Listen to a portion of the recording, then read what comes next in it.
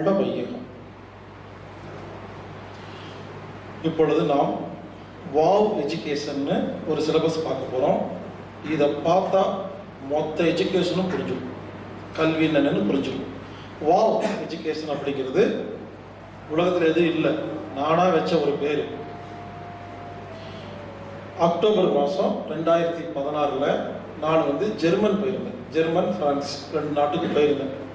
மெயினாக இந்த கல்வி சம்மந்தமாக ஆராய்ச்சி பண்ணுறதுக்கு தான் போயிருந்தேன். அது கூட சில ப்ரோக்ராம் பண்ணியிருந்தேன். அப்போது அங்கே இருக்கிற ஜெர்மன் நாட்டு கல்வியை நான் ஆராய்ச்சி பண்ணேன். அதை பற்றி நம்ம சொல்ல போகிறேன். இது புரிஞ்சாவே கல்வி புரிஞ்சிடும். அங்கே நான் போகும்பொழுது 3 விஷயத்தை அப்சர்வ் பண்ணேன். 1 கல்வி முறை, 2வது மருத்துவ முறை, 3வது மக்களின் பண்பு. இப்படி 3 விஷயத்தை ஆராய்ச்சி பண்ணேன். அதை பற்றி ஒவ்வொன்றா சொல்கிறோம். இந்த ஜெர்மன், பிரான்ஸ் நான் போயிட்டு வரதுக்கு எனக்கு உதவி செய்த திரு திலீப் குமார் ஜெர்மனில் இருக்கிறாரு. அவருக்கும் அவரது மனைவி மிஸ்ஸஸ் ஜெயஸ்ரீ திலீப் குமாரும் அவருக்கும் நன்றிகள் பல. அவங்க தான் எனக்கு எஜுகேஷன் சம்பந்தமாக நிறைய விஷயத்தை ஆராய்ச்சி பண்ணுறதுக்கு அவங்க வீட்டிலேயே தங்க வச்சு சாப்பாடு போட்டு காரில் கூட்டிகிட்டு போய் பல விஷயங்களை சொல்லி கொடுத்தாங்க, கூட்டிகிட்டு போய் காமிச்சாங்க. அதே மாதிரி பிரான்ஸ் நாட்டில் மரி, குரு, மதி, மகாதேவன்னு இன்னும் பல நண்பர்கள் உதவி செஞ்சாங்க. இவங்க எல்லாத்துக்கும் இந்த இடத்துல நான் நன்றி சொல்றது கடமைப்பட்டிருக்கேன். ஏன்னா நான் வந்தவுடனே அவங்க வேலையெல்லாம் விட்டுட்டு லீவு போட்டு கார் எடுத்துட்டு என்னை கூட்டிகிட்டு போய் பல உதவிகள் செஞ்சாங்க. அவங்க உதவி இருந்தனால தான் இந்த வாவ் எஜுகேஷன் இப்போ உங்களுக்கு கைக்கு வருது. ஓகே, இதை நான் என்ன பண்ணுறேன்னா 7 பாகமாக பிரிக்கிறேன். வாவ் எஜுகேஷன் இந்த ஜெர்மன் நாட்டு ப்ரோக்ராமை 7ஆக பிரிக்கிறேன். 1, ஜெர்மன் நாடு கல்விக்கு எப்படி பண உதவி செய்யுது, ஃபண்டிங். இது முதல் டாபிக். 2, 1 வயது முதல் 6 வயது வரை கிண்டர் கார்டன் சொல்றாங்க இல்லையா, அங்க எப்படி சிலபஸ் இருக்கு. 2, 3, 6 வயது முதல் 10 வயது வரை பிரைமரி பள்ளிக்கூடம், அந்த சிலபஸ் எப்படி இருக்கு. 4, 10 வயது முதல் 18 வயது வரை செகண்டரி, அந்த சிலபஸ் எப்படி இருக்கு. 18 வயசுக்கு மேல அங்க எப்படி பள்ளிக்கூடம் இருக்கு, காலேஜ் இருக்கு, மக்கள் அந்த ஸ்டூடெண்ட் எப்படி பிஹேவ் பண்றாங்க, எப்படி படிக்கிறாங்க.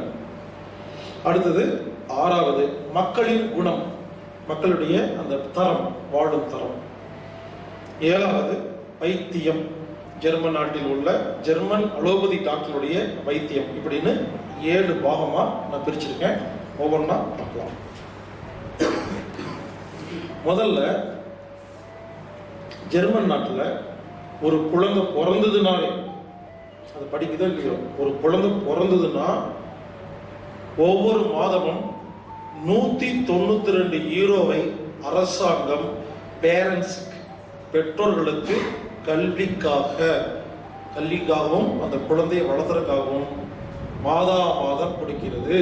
கணக்கு போட்டு பார்த்தா இந்தியன் ருபீஸ்ல 14,000 ரூபாய். யோசிச்சு பாருங்க, எது கொடுக்குறாங்க?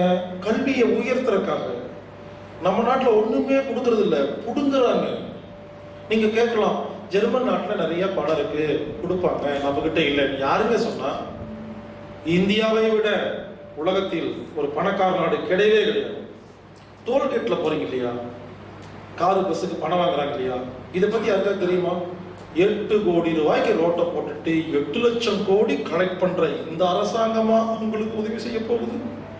சிம்பிளா சொல்லிட்டா, டோல்கேட்ல வர பணத்தை மட்டுமே எடுத்து கல்விக்கு உதவி செஞ்சா ஒவ்வொரு குழந்தைக்கும் மாதம் 15,000 ரூபாய் கவர்மெண்ட் கொடுக்க முடியும். ஒருவேளை உங்களுக்கு இந்த கணக்கு புரியலன்னா ஒரு நாள் டோல்கேட்ல போய் நில்லுங்க. எத்தனை கார் எத்தனை பஸ் வருதுன்னு காலில் இருந்து ஒரு கணக்கு எடுங்க. அங்க ருபீஸ் போட்டுருக்கு என்னங்க, அப்ப எத்தனை வருஷமா டோல் நடந்துட்டு இருக்கு, மொத்த கணக்கு போடுங்க. வா அப்படின்னு. 2வது குழந்தை பிறந்தா 192 யூரோ கொடுக்குறாங்க அப்ராக்சிமேட்டா, அதுவும் 14,000 ரூபாய். எங்க முதல் குழந்தைக்கு தனி அமௌண்ட், 2வது தனி அமௌண்ட், 2 சேர்ந்து வரும். 3வது குழந்தைக்கு 198 யூரோ, 4வது குழந்தைக்கு 223 யூரோ, கணக்கு போட்டு பார்த்தா 16,000 ரூபாய்.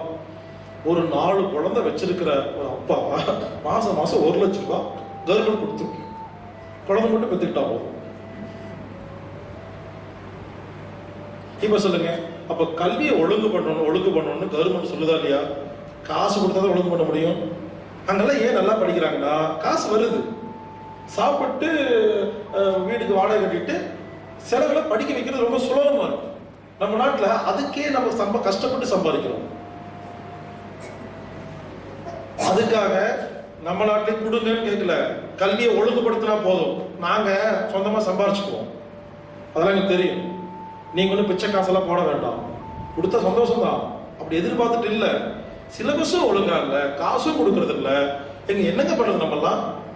எனவே கல்விக்கு கவர்மெண்ட் பணம் கொடுக்கணும். கொடுக்காட்டி சிலபஸ் ஒழுங்கு பண்ணுங்க. இன்னொரு விஷயம் தெரியுமா? ஜெர்மன் நாட்டுல எல்லா பள்ளிக்கூடத்துலயும் ஃபீஸே கிடையாது. யாருமே பிரைவேட் ஸ்கூலுக்கு போறதே இல்லை. ஏன் தெரியுமா? பிரைவேட் ஸ்கூல்ல என்ன ஃபெசிலிட்டி இருக்கோ அதை விட அதிகமா கவர்மெண்ட் ஸ்கூல் இருக்கு. எனவே அங்க பிரைவேட் ஸ்கூல் ரொம்ப கம்மி. 100ல ஒரு பள்ளிக்கூடம் இருக்கும், அது அதாவது இருக்கும். இங்க 100ல 99 பிரைவேட்டா இருக்கு. எனவே முதல்ல நம்ம நாட்டுல பள்ளிக்கூடத்துக்கான கல்விக்கான நிதியே ஒழுங்கா இல்லை. அதை முதல்ல சரி பண்ணணும். இல்லையா ஒண்ணு நிதி கொடுக்காட்டு பரவாயில்ல, நாங்க சொந்தமா சம்பாரிச்சுக்கிறோம், வலு இருக்கு, தெம்பு இருக்கு, சிலபஸாவது ஒழுங்கு பண்ணுங்க. அதையும் பண்ணல என்ன பண்றது? இது ஃபண்டிங்.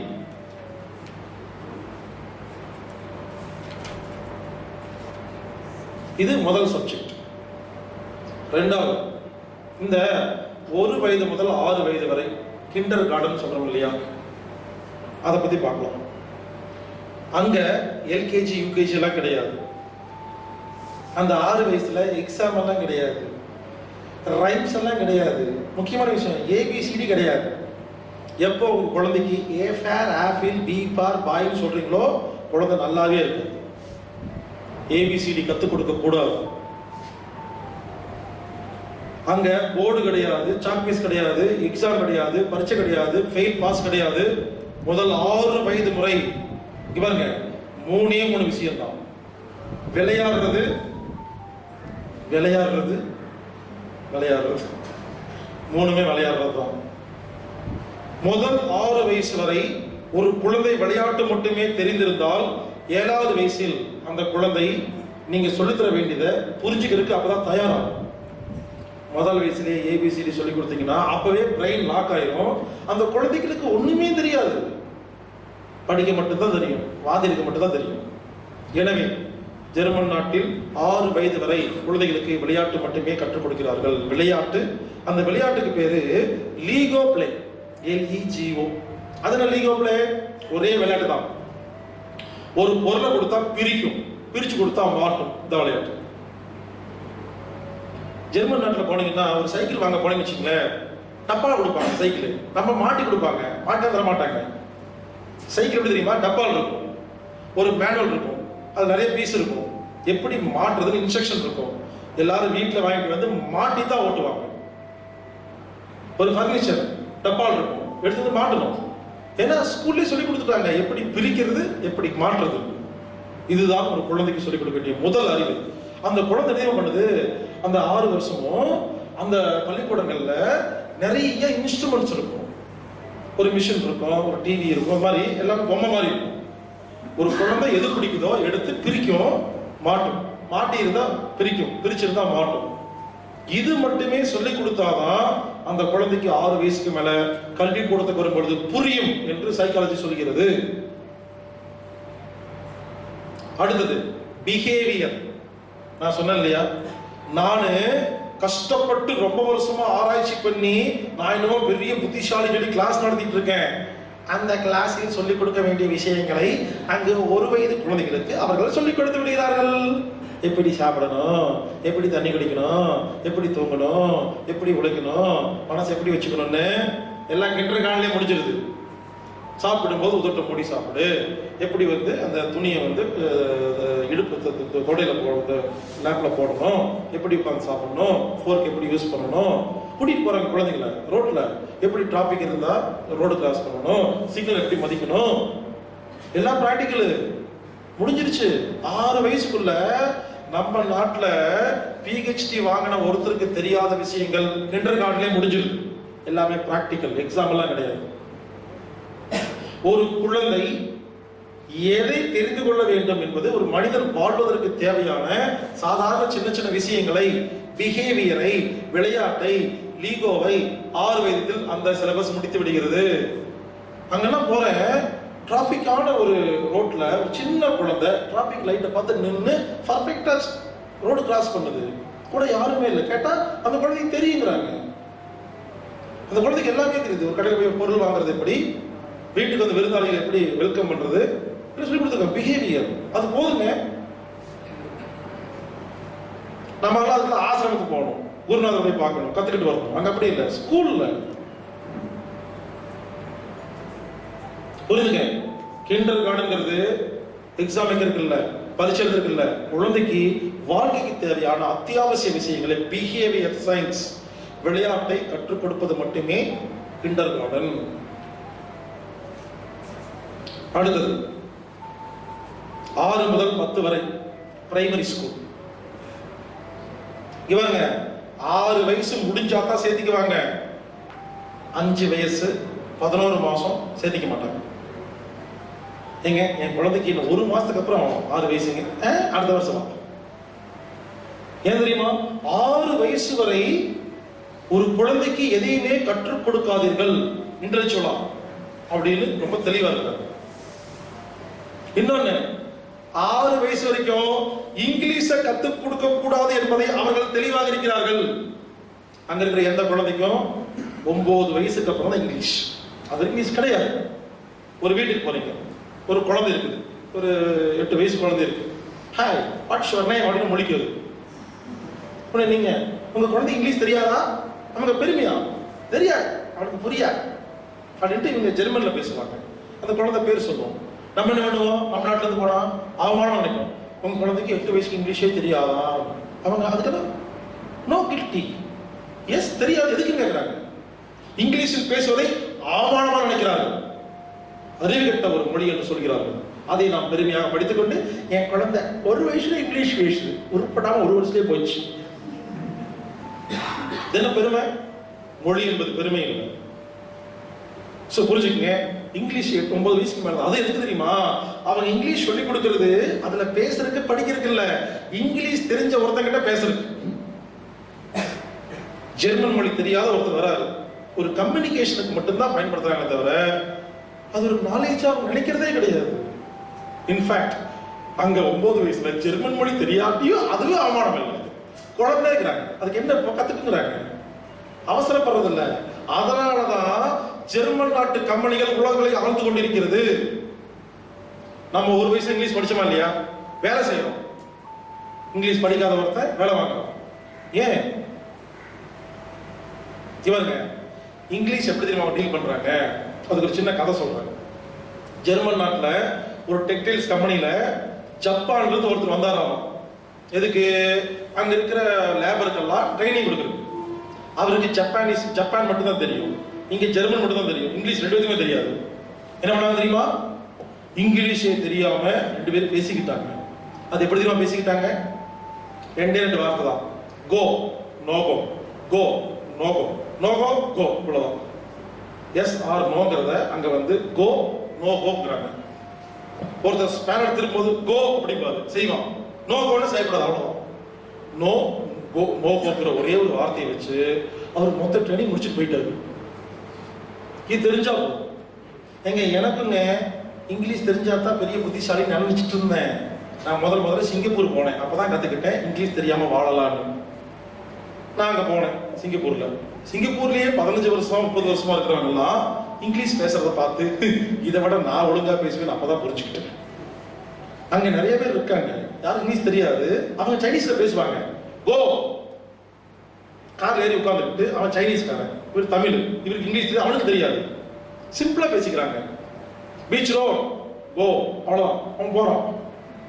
வேற தமிழ்நாடு, நான் சைனீஸ், அவ்வளவுதான். கிராமரே இல்லை, எல்லாம் புரிஞ்சுக்கிறாங்க. அப்புறம் தான் புரிஞ்சுது மொழிங்கிறது இங்கிலீஷ் கிடையாது, இது இப்படியாவது புரிய வைக்க முடியும். அன்னைக்கு தான் நான் முதல்ல இங்கிலீஷ்ல சிங்கப்பூர்ல முதல்ல இங்கிலீஷ்ல ஆட்டாமி திருப்பி பேசுறேன். எனக்கு பேசுறது அப்பதான் புரிஞ்சுக்கிச்சு. என்னமோ பண்ணுவேன், கை கால் ஆட்டுவேன், புரிஞ்சுக்குவாங்க. துபாயில பேசுறேன், சிங்கப்பூர்ல பேசுறேன், மலேசியா பேசுறேன், இங்கிலீஷ்ல பேசுறேங்க, எல்லா டாபிக்கும் பேசுவேன். ஆனா நீங்க கேட்டீங்கன்னா எனக்கு கிராமரே தெரியாது, ஆனா எல்லாம் புரிஞ்சுக்குவாங்க. புரிய வைப்புதான் மொழி. நம்ம ஊர்ல 5 வயசுல ஸ்கூல் சேர்த்துவோம், அங்க 6 வயசு. குருகுல கல்வியில கேட்டு பாருங்க, 6 வயசு தான், 5 வயசு கிடையாது. 6 வயசு முடிச்சா தான் சேர்த்துவாங்க. 12 வயசுக்குள்ள கிளாஸ் முடிச்சிருவாங்க குருகுல கல்வியில. ஏன் தெரியுமா? 6ல இருந்து 12 தான் புரியும், 12க்கு மேலே புரியாது. 6 கேள்வி புரியும் தான் எஜுகேஷன். குருகுல கல்வி என்பது 6 வயதில் சேர்த்துவார்கள், 12 வயசில் வெளியே வருவார்கள். ஜெர்மன் நாட்டுக்கு கல்வி ஒன்றும் அவங்க கண்டுபிடிச்சது இல்ல, புரிந்து கொள்ளுங்கள். இந்தியா, இலங்கை போன்ற பல்வேறு நாடுகளுக்கு சுற்றுப்பயணம் செய்து நம்மிடம் உள்ள குருகுல கல்வியை ஆராய்ச்சி பண்ணி அதைத்தான் இப்ப அவங்க சிஸ்டமா வச்சிருக்கிறாங்க என்று சொல்ல வருகிறேன். இப்ப நம்ம இங்கிருந்து அங்கே திட்டிக்கிறோம். இன்னொரு முக்கியமான விஷயம், இந்த பிரைமரி ஸ்கூல் இருக்கு இல்லையா, வீட்டுக்கு பக்கத்துல எந்த ஸ்கூல் இருக்கோ அங்கதான் போகணும். ரூல்ஸ் ஏன் தெரியுமா?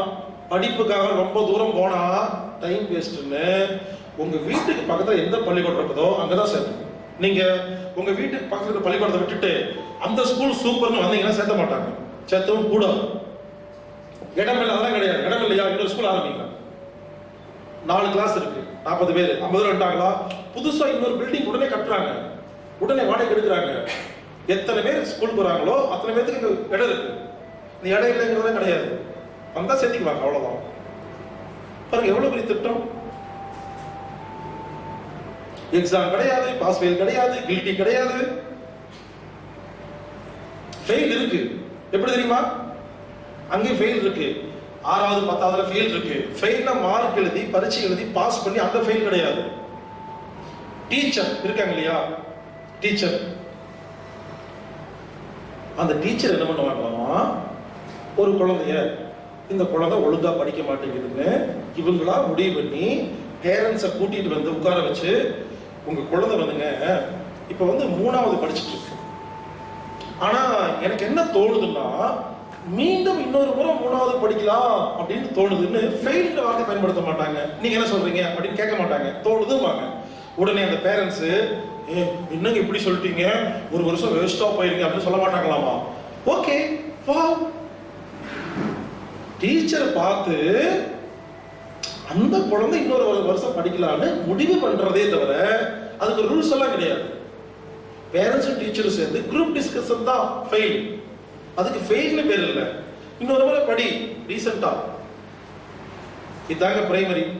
இப்படித்தான் 10 வயசு வரைக்கும் ஒரு குழந்தை படிக்குது, சரிங்களா? இப்ப 10 வயசு முடிஞ்சு போச்சு, அடுத்து செகண்டரிக்கு வருவோம். இங்கதான் முக்கியமான விஷயம் இருக்கு. 10 வயசு முடிஞ்சிருச்சு, குழந்தை படிச்சு முடிச்சிருச்சு, அடுத்து வருது செகண்டரிக்கு. எப்படி தெரியுமா வரும்?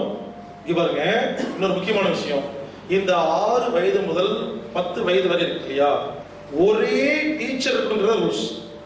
Single teacher concept. டீச்சர் மாத்தி வரக்கூடாதாமா. ஏன் தெரியுமா? ஒரே டீச்சர் 10 வயசு வரைக்கும் ஒரு குழந்தைய அப்சர்வ் பண்ணாதான் அந்த குழந்தைக்கு என்ன தெரியும் தெரியாதுங்கிறத டீச்சர் கண்டுபிடிக்க முடியும்னு சொல்லி ஒவ்வொரு கிளாஸுக்கு வேற டீச்சர் இல்ல, ஒரே டீச்சர் 6 வயது முதல் 10 வயது வரை அந்த கிளாஸ் நடத்துறது ஒரு டீச்சர் தான். அது ஏங்கிறத இப்ப சொல்றேன். ஏன் தெரியுமா? 10 வயசுல அந்த குழந்தை என்ன பண்ணுது, இன்னொரு ஸ்கூலுக்கு போகுது, செகண்டரி போகுதுங்களா? இங்க பாருங்க, செகண்டரி அப்படிங்கிறது ஜெர்மன் நாட்டுல 3 ஸ்கூல் இருக்கு, 3 டைப்பா பிரிக்கிறாங்க. நம்ம நாட்டுல ஒரே ஸ்கூல் தானே, 6வது ஒரே ஸ்கூல். இங்க அப்படி இல்ல, 3 ஸ்கூல் இருக்கு. 1 best school, 2 second best, 3 third best. வேற மாதிரி சொல்லிட்டா, பெஸ்ட் ஸ்கூல் அப்படின்னா நல்லா படிக்கிற குழந்தைகள், செகண்ட் பெஸ்ட்னா சுமாரா படிக்கிற குழந்தைகள், தேர்ட் பெஸ்ட்னா மக்கு குழந்தைகள் அப்படின்னு நான் சொன்னேன்னா என்ன உதைப்பாங்க. அங்க மக்குழந்தையே கிடையாது. பாருங்க பேர் எப்படி வச்சிருக்காங்க பாருங்க, best school, second best, third best. இந்த பெஸ்ட் ஸ்கூல்ல படிக்கிற குழந்தைகள்லாம் அதுக்கு பேரு ஜிம்னாசியம் அப்படின்னு பேரு. டாக்டர், வக்கீல், சயின்டிஸ்ட். செகண்ட் பெஸ்ட் அப்படிங்கிற ஸ்கூல் இருக்கு இல்லையா, அதுல படிச்ச குழந்தைங்க கிளர்க், மேனேஜர், அக்கௌண்டன்ட், அதுக்கு பேரு ரியல் ஸ்கூல். தேர்ட் பெஸ்ட் இருக்கு இல்லையா, அதுக்கு பேரு ஹாப் ஸ்கூல். அந்த ஸ்கூல்ல பெயிண்டர், பிளம்பர், மெக்கானிக் இதெல்லாம் படிப்பு சொல்லி கொடுப்பாங்க. புரிஞ்சுக்கங்க, அவங்க என்ன பண்றாங்க, டாக்டருக்கும் இன்ஜினியருக்கும் பெயிண்டருக்கும் ஒரே மரியாதை. தான் முக்கியமான விஷயம். இந்த குழந்தையுடைய அறிவு, இந்த குழந்தையோட ஸ்பீடு, இந்த குழந்தையோட அப்சர்வேஷன் வந்து சயின்டிஸ்டுக்கு மேட்ச் ஆகுன்னு யார் முடிவு பண்றா? பரீட்சை மார்க் இல்ல, அந்த ஸ்கூல் டீச்சர் தான் முடிவு செய்கிறார்கள். அது எப்படி முடிவு பண்றாங்க? பேரண்ட்ஸ் கூப்பிட்டு வந்து, பரீட்சை எக்ஸாம் எல்லாம் இல்லைங்க, அந்த பிரைமரி முடிச்ச உடனே பேரண்ட்ஸ் ஸ்கூலுக்கு வரணும். டீச்சர் உட்காந்து, ஸ்கூல் டீச்சர் உட்காந்து, 5 வருஷமா உங்க குழந்தைய ஆராய்ச்சி பண்ணி பார்த்தேன், எனக்கு தெரிஞ்சு உங்க குழந்தை வந்து பெஸ்ட் ஸ்கூலுக்கு செலக்ட் அப்படிம்பாங்க, நீங்க சேர்த்துங்க. எழுதி கொடுக்கறதா இல்ல, சொன்னா போய் சேர்த்துவாங்க. அது வந்து கம்பல்சரி எல்லாம் கிடையாது, சொல்லுவாங்க. உடனே அவங்க வா அப்படி அப்படி சேர்த்திடுவாங்க. இன்னொரு பேரண்ட்ஸ் வராங்க, உங்க குழந்தைய 5 வருஷமா நான் வாட்ச் பண்ணேன், உங்க குழந்தைக்கு செகண்ட் பெஸ்ட் தான் சூப்பரா இருக்கணும்னு. உடனே ஐயோ நாளைக்கு சொந்தக்காரங்களுக்கு தெரிஞ்சு அவமானமா போயிருங்க, நீங்க வந்து 10,000 ஹீரோ கொடுக்குறேன், லஞ்சம் கொடுக்குறேன், எப்படியாவது நீங்க பெஸ்ட் ஸ்கூல் அப்படி சொல்லவே மாட்டாங்க. வா ஓகே, பெருமை. இதாங்க கல்வி. ஒரு குழந்தை வருது, பேரண்ட்ஸ் கூட்டிட்டு வருது, அந்த டீச்சர் சொல்றாங்க, உங்க குழந்தை படிக்கிறத நாங்க பார்த்தோம், தேர்ட் பெஸ்ட் தான் சூப்பர் அப்படின்னு. அந்த பேரண்ட்ஸ் புரிஞ்சுக்குங்க, லஞ்சம் தர மாட்டாங்க, அவமானமா நினைக்க மாட்டாங்க, கில்ட்டி ஃபீலிங் கிடையாது. வா ஓகே சேர்த்துறாங்க. இதற்கு பெயர் தான் கல்வி.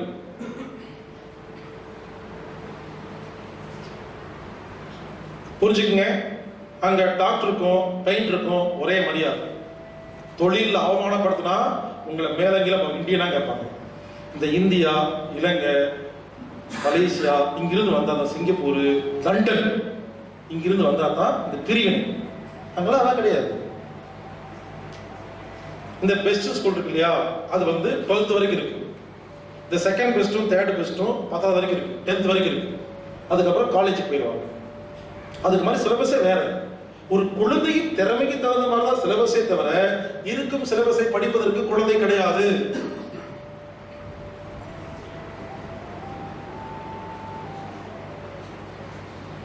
அதே மாதிரி அங்க படிக்கிறாங்க இல்லையா பசங்க, எக்ஸாம் வந்து கடைசி நாள் கிடையாதுங்க. கடைசியா பரீட்சை வச்சு ஃபெயில் பாஸ் அப்படியே கிடையாது. எக்ஸாம்ங்கிறது பாதியிலே எக்ஸாம்.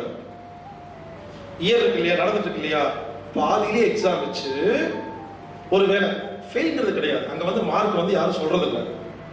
ஒரு சப்ஜெக்ட் ஒழுங்கா எழுதலைன்னா இன்னொரு முறை எழுதுவாங்க, அவ்வளவுதான். அவனுக்கு புரியல, அந்த ஒரு வருஷத்துக்குள்ளேயே திரும்ப திரும்ப பரீட்சை எழுதி அவனுக்கு புரிய வைக்கிறது தான் வேலை. ஃபெயில் மார்க் போட்டு உட்கார வைக்கிறது வேலை இல்லை. 10 சப்ஜெக்ட்ல 2 ஒழுங்கா எழுதினாலையும் எழுதாட்டியும் அடுத்த கிளாஸ் போயிடலாம். ஏன் தெரியுமா சொல்றாங்க?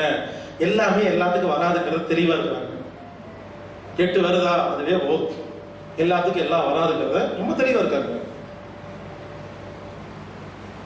இன்னொரு முக்கியமான விஷயம், அங்க படிச்ச குழந்தைக்கும் படிக்காத குழந்தைக்கும் வித்தியாசமே கிடையாதுங்க. ஏற்றத்தாழ்வெல்லாம் கிடையாது. டீச்சரும் பார்க்கறது இல்ல, பேரண்ட்ஸும் பார்க்கறது இல்ல, குழந்தைகளும் பார்க்கறது இல்ல. இதுதான் சிறந்த மரியாதை கல்வி. இங்கெல்லாம் கொடுமையா இருக்குங்க. 95% வாங்கின குழந்தை கொண்டு ஸ்கூலுக்கு போனா டீச்சர் ஸ்கூலு பெரிய என்னது 95, நாங்கெல்லாம் சேர்த்திக்க மாட்டோம், 98க்கு மேலதான். என்ன கொடுமை, கேவலமா பாக்குறாங்க. 95 பார்க்கலாம் கேவலமா.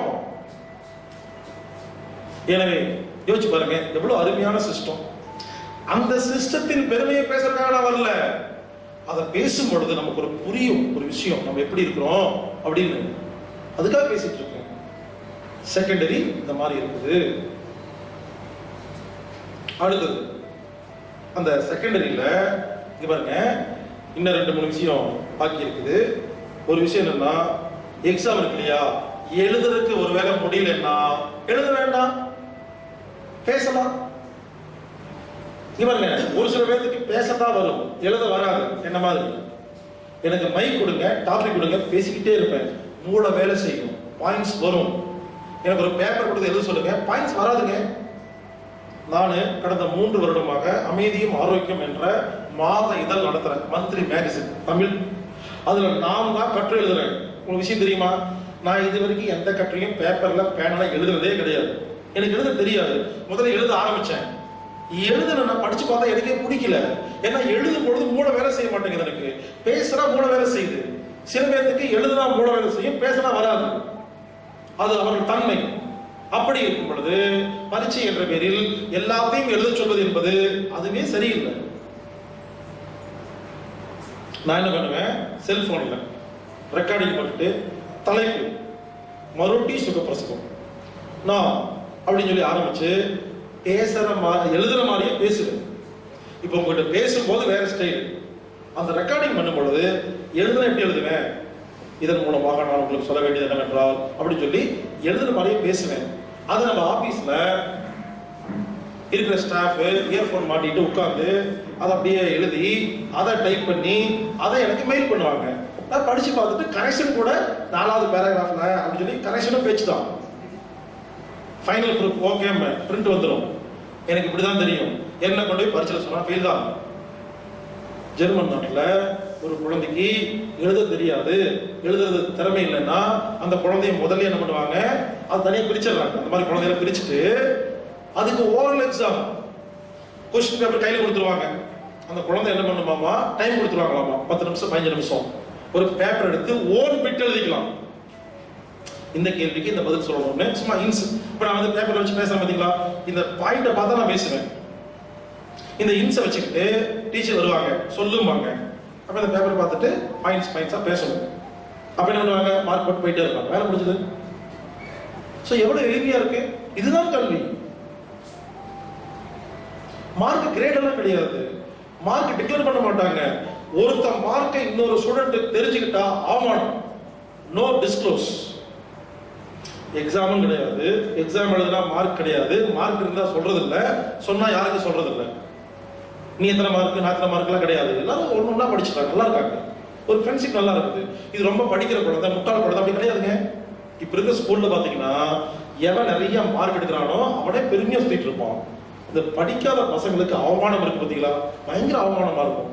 அவங்க தான் ஃபியூச்சர்ல வந்து தீவிரவாதிகளா மாறுறது. சமுதாயம் அவங்கள மதிக்கல, அவன் சமுதாயத்தை மதிக்க மாட்டான். இதுதான் பிரைமரி எஜுகேஷன். இப்படிதான் இருக்கும். அடுத்தது 16 வயசுக்கு மேல என்ன சிலபஸ் அப்படின்னு கேட்டா, முதல்ல 18 வயசுக்கு அப்புறமா, இந்த 18 வயசுங்கிறது 5வது சாப்டர் நம்ம இதுல 5வது சாப்டர் 18 வயசுக்கு மேல. 18 வயசுக்கு மேல ஸ்கூல்ல இருந்து லெட்டர் வரும் பேரண்ட்ஸ்க்கு. என்ன வரும், இனிமேல் இந்த ஸ்டூடெண்ட் என்ன செஞ்சாலும் பேரண்ட்ஸ்க்கு இன்ஃபார்ம் பண்ண மாட்டோம். அந்த பையன் பெரிய மனசன் ஆகிட்டான்.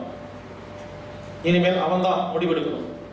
இனிமேல் இந்த மாணவனை பற்றி கவர்மெண்ட்டும் பள்ளிக்கூடமும் உங்களுக்கு எந்த தகவலும் சொல்லாது, அவர் பெரிய மனுஷன் ஆயிட்டாரு, மிஸ்டர் ஆயிட்டாரு அப்படின்னு லெட்டர் வரும். அதுக்கப்புறம் பேரண்ட்ஸ் தான் பக்கம் போகவே கூடாது. போலீஸ் கம்ப்ளைண்ட் தான். போலீஸ் தான், பேரண்ட்ஸ் கிடையாது. நார்வேல இது ரொம்ப ஸ்ட்ரிக்ட். ஏதாவது பேரண்ட்ஸ் போலீஸ் இன்ஃபார்ம் பண்ணுவாங்க. அவனை பெரிய மனுஷன் ஆக்குறாங்க. இப்போ நம்ம என்ன பண்ணுவோம், வீட்டில் 35 வயசு இருக்கும், ஒரு வீட்டுக்கு போனேன், வாங்க உட்காருங்க, உங்களை எங்கள் பாப்பாவுக்கு ரொம்ப பிடிக்கும் என்ன. சரி சரி பாப்பாவை பார்த்தா ஒரு பீப்பா மாதிரி 35 வயசு வருது. இவர் இன்னும் பாப்பா பாப்பான்னு பேசிட்டு இருக்காரு. நம்ம குழந்தைகளை இன்னும் குழந்தைன்னு சொன்னா அது குழந்தையா தான் இருக்கும். அவங்க என்ன பண்றாங்க, 18 வயசு முடிச்சோடனே அந்த ஸ்கூல்ல மிஸ்டர் குமார் வாங்கன்னு சொல்லுவாங்க. ஸ்டூடெண்ட் கிடையாது, மிஸ்டர் மிஸ்.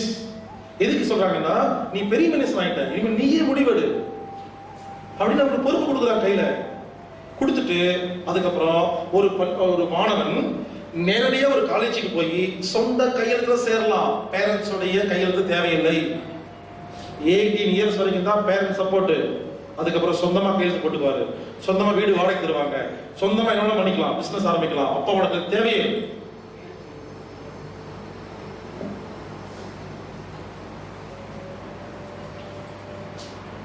இன்னொரு முக்கியமான விஷயம், 13 வயசுக்கு மேல அங்க பேரண்ட்ஸ் யாருமே பேக்கெட் மணி பொதுவா கொடுக்கறது இல்லை, கொடுக்க கூடாத சட்டம் இல்லை. அவங்க என்ன பண்றாங்க, 13 வயசுக்கு அப்புறமா இந்த செலவு வச்சுக்கோ அப்படின்னு கொடுக்கறது நிறுத்துறாங்க. ஏன் தெரியுமா? நிறுத்தினாதான் சொந்தமா சம்பாரிச்சு சுயமா நிப்பான்னு அப்பிருந்தே பார்ட் டைம் பிசினஸ் எல்லாம் ஆரம்பிச்சிடுறாங்க. 13 வயசுக்கு மேல அங்க இருக்கிற ஒவ்வொரு இளைஞனும் நாம எப்படி சொந்தமா சம்பாரிச்சு வாழ்றதுங்கிறதுக்கு படிப்பு இல்லாம தனியா ஏதோ ஒரு வேலையை ஆரம்பிச்சிடறாங்க. பிசினஸோ வேலையோ ஆரம்பிச்சு சைட்ல போயிட்டு இருக்கோம். அங்க இருக்கிற எல்லா ஸ்டூடெண்ட்டுக்கும் ஒரு பிசினஸ் இருக்கும், ஒரு கம்பெனி இருக்கும். நம்ம நாய் மாதிரி நாள் ஃபுல்லா சம்பாதிக்கிறத விட அவங்க 50 மடங்கு அதிகமா சம்பாதிக்கிறாங்க. ஒரு ஸ்டூடெண்ட் என்ன முதலே சொல்லி கொடுக்குறாங்க, பொறுப்பு கொடுக்குறாங்க. அதை விட முக்கியமான விஷயம், கல்லூரியில ஒரு ப்ராஜெக்ட் தராங்க. கேன்சர், நீ ப்ராஜெக்ட் பண்ணு. ஒருத்தருக்கு ஜல்லிக்கட்டு ப்ராஜெக்ட் பண்ணுங்க. இந்த ப்ராஜெக்ட்லாம் பார்த்துருக்கீங்க இல்லையா? ஸ்கூல்ல காலேஜ்ல ஸ்டூடெண்ட் என்ன பண்ணுவோம், நம்ம எல்லாம் கஷ்டப்பட்டு ஓடி போய் அங்கே இங்கேயும் கலெக்ட் பண்ணிட்டு வந்து 500 பேஜ்ல புக்கு டைப் அடிச்சு கஷ்டப்பட்டு மேக் பண்ணி கொண்டு சப்மிட் பண்ணுவோமா? இதே மாதிரி ஜெர்மன் நாட்டில் யாராவது ப்ராஜெக்ட் சப்மிட் பண்ணா அந்த புக்கை வேர்டு ஃபார்மட்ல சிடியா கூட கொடுக்கணும். எல்லா காலேஜ்லயும் ஒரு சாஃப்ட்வேர், அந்த சாஃப்ட்வேர்ல அந்த சிடியை போடுவாங்க. அந்த சிடி உள்ள போயிடணும்னு அந்த லெட்டர்ஸ் இருக்கு இல்லையா, சென்டென்ஸ், பேராகிராஃப், அது ஒரு சாஃப்ட்வேருக்குள்ள போகும்.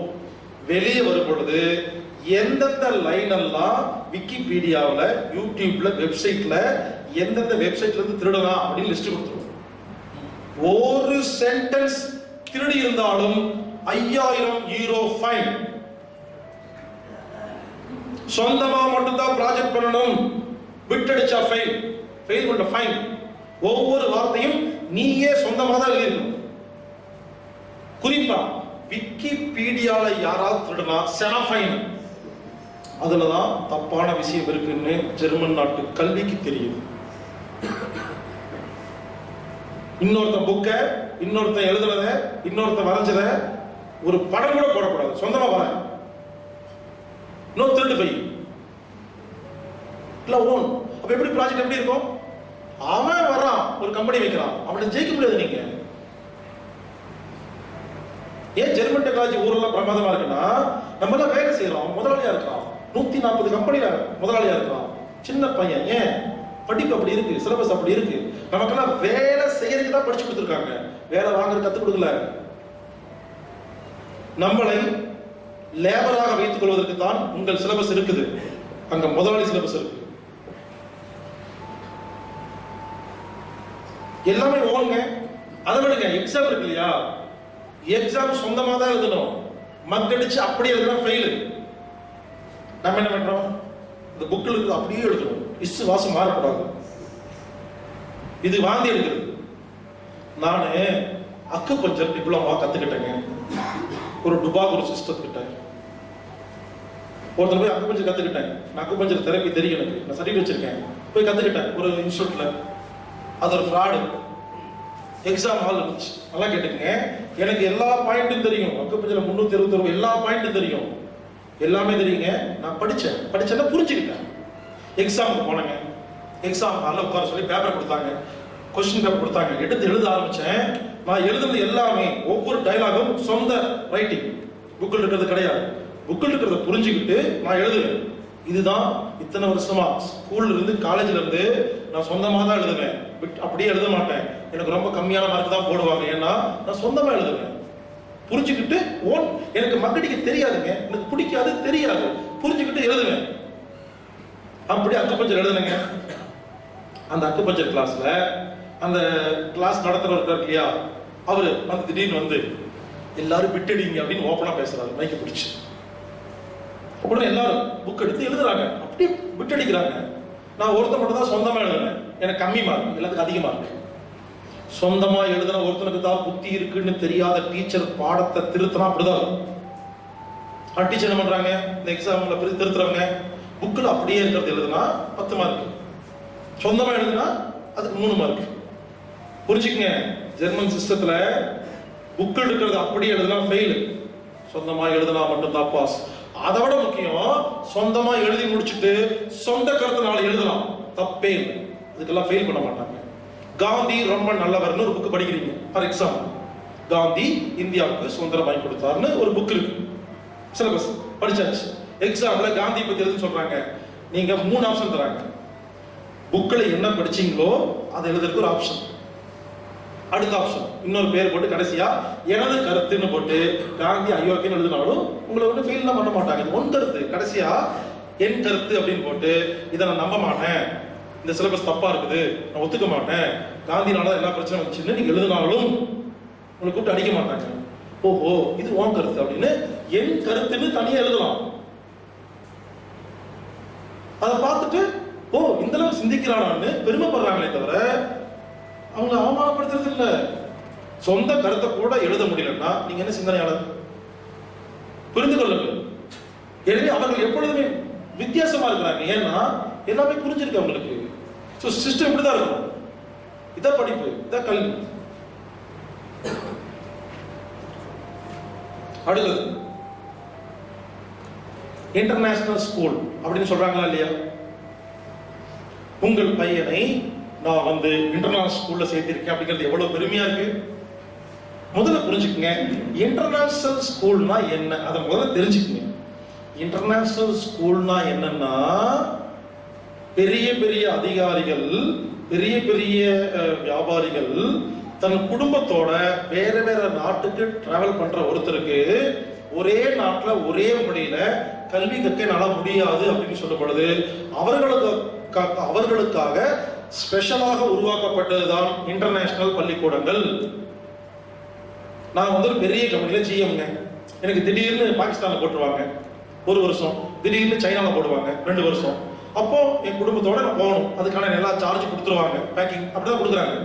இப்படி பெரிய பெரிய கம்பெனி முதலாளிகள், பெரிய பெரிய அதிகாரிகள், பெரிய பெரிய நாடு நாடா சுத்துறாங்க இல்லையா? அப்போ அவங்களை கொண்டு வந்து தமிழ் வழி கல்வியில படிக்க வச்சா இங்கிருந்து ஜெர்மன் போயாச்சு, தமிழ் வழி கல்வி கிடைக்காது. அந்த மாதிரி ஆளுங்க வேற வழியே இல்லாம ஐயோ எனக்கு ஒழுங்கா படிக்க குழந்தைக்கு வழி இல்லையேன்னு சொல்லி பாவோன்னு பார்த்து சேர்த்துற பள்ளிக்கூடம் தான் இன்டர்நேஷனல் ஸ்கூல். அங்க ஆங்கிலம் தான் கல்வி ஒத்துக்கலாம். எதுக்குன்னா அங்க வேற வேற மொழி கத்துக்க முடியாதுங்கிற கட்டாயத்துல ஆங்கிலத்தை கொண்டு வந்தார்கள். இதற்தான் இன்டர்நேஷனல் பள்ளி. அந்த பள்ளியில் சேர்த்து வைத்து என்ன பெருமை. இன்னும் நீ சென்னையில இருந்து இன்னும் கோயம்புத்தூருக்கே வந்ததில்லை, டெல்லிக்கு போனதில்லை, 2 ஊருக்கு போனதில்லை, உங்களுக்கு அதுக்கு இன்டர்நேஷனல் பள்ளி?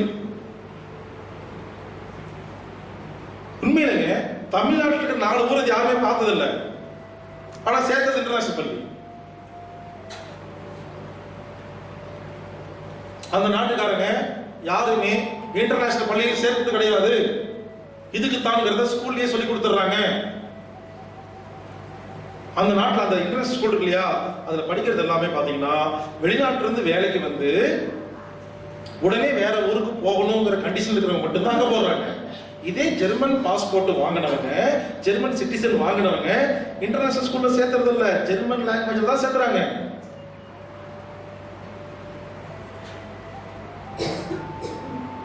மீண்டும் சொல்கிறேன், ஜெர்மன் நாட்டு பெருமையை பேசுறதுக்கு வரல, உங்களுக்கு ரெஃபரன்ஸ் வேணும். நான் சொன்னா கேட்க மாட்டீங்க, அதுக்காக ரெஃபரன்ஸ் வேணும்.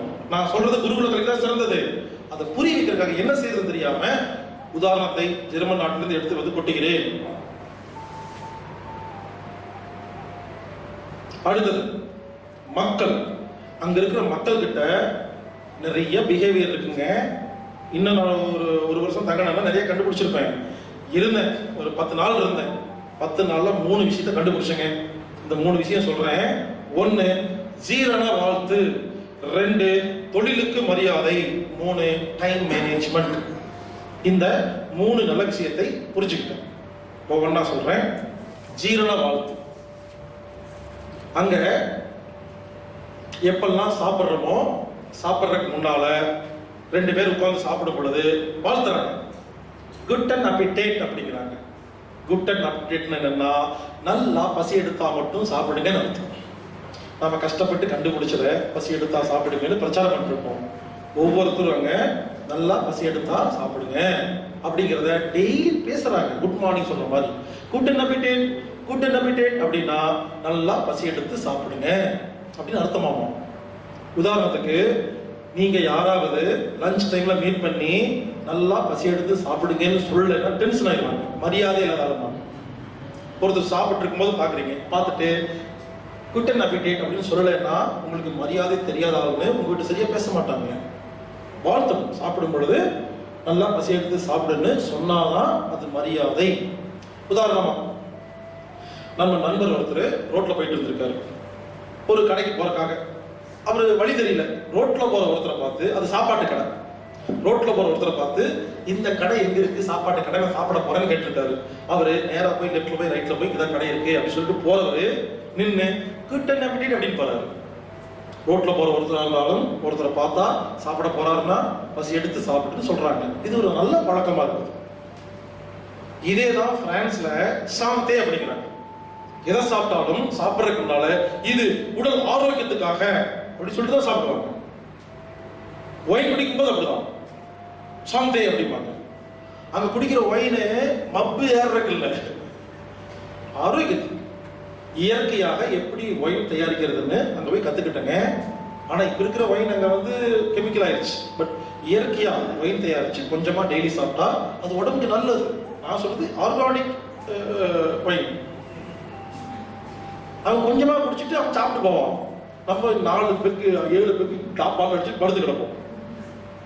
மலேசியாவில் ரோட்ல படுத்து கிடக்கிற எல்லா குடிகாரனும் தமிழன் தான். சிங்கப்பூர்ல சனிக்கிழமை சாயந்தரம் யாரெல்லாம் தண்ணி அடிச்சுட்டு ஊர் சுத்துறோம் எல்லாம் தமிழன் தான், இந்தியன் தான். மற்றவங்க எல்லாம் ஆரோக்கியத்துக்கு குடிக்கிறாங்க, நம்ம தான் பம்பு குடிக்கிறோம். ஸோ மக்கள்கிட்ட இந்த ஜீரண வாழ்த்துங்கிறத பார்த்தோங்க. இது ரொம்ப நல்லா இருக்கு. அடுத்தது தொழிலுக்கு மரியாதை. ஒவ்வொரு வேலைக்கும் மரியாதை கொடுக்குறாங்க. ஒரு வீட்டுக்கு நான் போனேன், ஒரு அம்மா வந்தாங்க. ஏம்மா எங்கம்மா வேலை செய்றீங்கன்னு கேட்டேன். அவங்க எவ்வளவு பெருமையா தெரியுமா, அந்த ரோட்டா அந்த அந்த கடைசியா ஒரு ரெஸ்டாரண்ட் இருக்கு இல்லையா, அங்க பாத்திரம் கழுவுற பெருமை பா. நம்ம என்ன பண்ணுவோம், அவமானப்படுவோம். நான் ஒரு இடத்துல வேலை செய்யறேன், எங்க வேலை செய்றீங்க சொல்ல மாட்டோம். இல்ல அந்த ரெஸ்டாரண்ட்ல வெயிட்ரா, இல்ல வெயிட் இல்ல வேலை செய்யறேன். என்ன அதை சொல்றதுக்கு அவ்வளவு தயங்கமா இல்லையா? அந்த அம்மா அவ்வளவு பெருமையா மிஸ்ஸஸ் கார் வச்சிருக்காங்க. புரிஞ்சுக்கங்க, டாக்டரும் கார் வச்சிருப்பாங்க, கக்கூஸ் கார் வச்சிருப்பாங்க, வீடு வச்சிருப்பாங்க, எல்லாம் ஒரே மாதிரி தான்.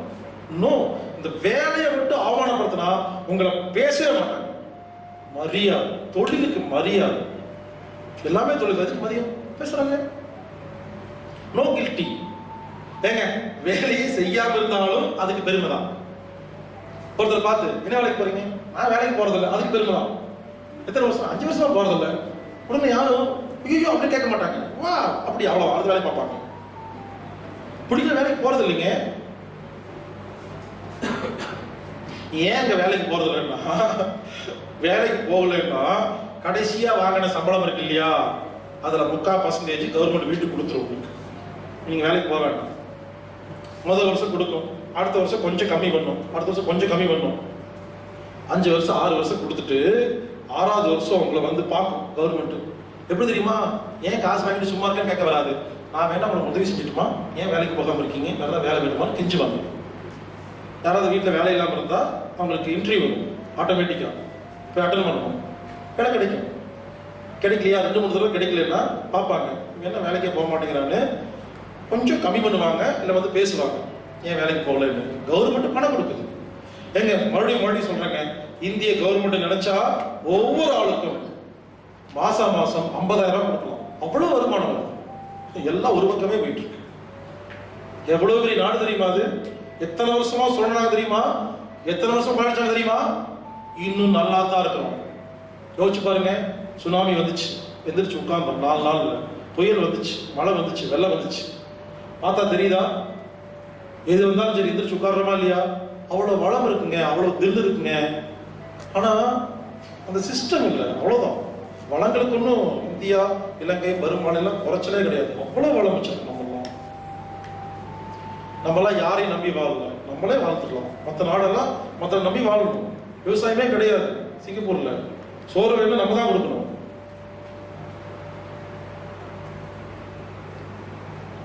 அதனாலதான் அங்க எல்லா தொழிலும் செய்யறவங்களும் சிறப்பா இருக்கிறாங்க. டாக்டர் மட்டும் பெருமை இல்லைங்க, இன்ஜினியர் மட்டும் பெருமை இல்லைங்க, அங்க பெயிண்டர் பெருமை, பிளம்பர் பெருமை. பிளம்பர் வருவார் பாருங்க, அவர் பாப்பாரு, பிளம்பர், ப்ரொஃபஷனல் பிளம்பர். அவருடைய எல்லா இன்ஸ்ட்ருமெண்ட் இருக்கும், லேட்டஸ்டா இருக்கும். பிளம்பிங் வேலையை நம்ம நாட்டில் 4 நாள் செய்ய வேண்டிய விஷயத்தை 4 நிமிஷத்துல பண்ணுவாங்க. ஏன்னா டெக்னாலஜி. அவர் எக்ஸ்பர்ட், அவரு எல்லா மெட்டீரியல் வச்சிருப்பாரு, எல்லா சரக்கும் தெரியும், பார்த்தோன்னு கண்டுபிடிப்பாரு, எல்லாம் பண்ணுவாரு. பெயிண்ட் பெயிண்ட் மாதிரி இருக்கும், பெயிண்ட் பண்ணா பெயிண்ட் அப்படி கண் ஒத்திக்கிற மாதிரி இருக்கும். கக்கூஸ் எல்லாத்துக்கும் ஸ்பெஷலிஸ்ட்டுங்க. புரிஞ்சுக்கங்க, உடம்புக்கு ஸ்பெஷலிஸ்ட் டாக்டர், அவருக்கு மட்டும் பெருமை இல்லை. இவர் பெயிண்ட்ல ஸ்பெஷலிஸ்ட், அவர் மெக்கானிக் ஸ்பெஷலிஸ்ட், எல்லா ஸ்பெஷலிஸ்ட் தான். அங்கெல்லாம் சும்மா வேலை இல்லாம நம்ம என்ன பண்றோம்னா, படிப்பு இல்லாத ஒழுங்கா படிக்காதவங்களை எல்லாம் கொண்டு போய் அவங்களா கத்துக்கிறாங்க. அப்படி இல்லை, ஒழுங்கா படிப்பு வராதவங்களுக்கு அவங்க என்ன பண்றாங்க, ப்ரொஃபஷனலாவே சொல்லி கொடுத்துறாங்க. அப்போ அந்த ஊர்ல எல்லாருமே ராஜா தான், எல்லாருமே நல்ல சம்பளம் தான், எல்லாருமே நல்லா இருக்காங்க, எல்லாரும் கார் வச்சிருக்காங்க. இந்த பாகுபாடு தான் கிடையாது, தொழிலுக்கு பாகுபாடு கிடையாதுங்க.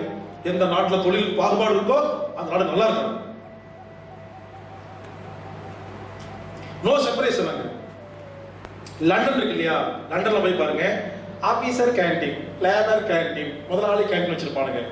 இவனுக்கு பிரிச்சாங்க லண்டன்ல. இந்தியாவில் கூட கொண்டு வந்துட்டாங்க, எங்க பார்த்தாலும் பிரிச்சு வைக்கிறது. அங்க அப்படி ஜெர்மன்ல கேண்டீன், நீ ஓனரா இங்கதான் உட்காரணும், நீ கக்கோஸ் இங்கதான் உட்காரணும். நோ டிஃபரன்ஸ், எல்லாத்துக்கும் ஒரே மரியாதை. பிரிச்சு பார்க்கறதே இல்லைங்க. பிரித்தாலும் சூழ்ச்சி, ஒற்றுமையை ஜெயிக்கிறது. அடுத்த முக்கியமான விஷயம், அக்யூரசி. தெரிஞ்சா தெரியுதுன்னு சொல்லுவாங்க, தெரியலன்னா தெரியலன்னு சொல்லுவாங்க. நம்ம என்ன பண்ணுவோம், தெரியலன்னு சொன்னா அவமானம். அப்படிலாம் கிடையாது, தெரியலையா ஓப்பனா தெரியலங்கிறாங்க, இதான் நாலேஜ். அக்யூரசிங்க, பர்ஃபெக்டா தான் பேசுவாங்க, அப்ராக்சிமேட்டா பேச மாட்டாங்க. இப்போ உங்களை கேட்கிறேன், சென்னையில இருந்து மதுரைக்கு எவ்வளவு கிலோமீட்டர்னு கேட்ட உடனே இங்க இருக்க என்ன சொல்லுவீங்க, அப்ராக்சிமேட்டா சொல்லுவீங்க. ஆனா அப்படி பேச மாட்டாங்க.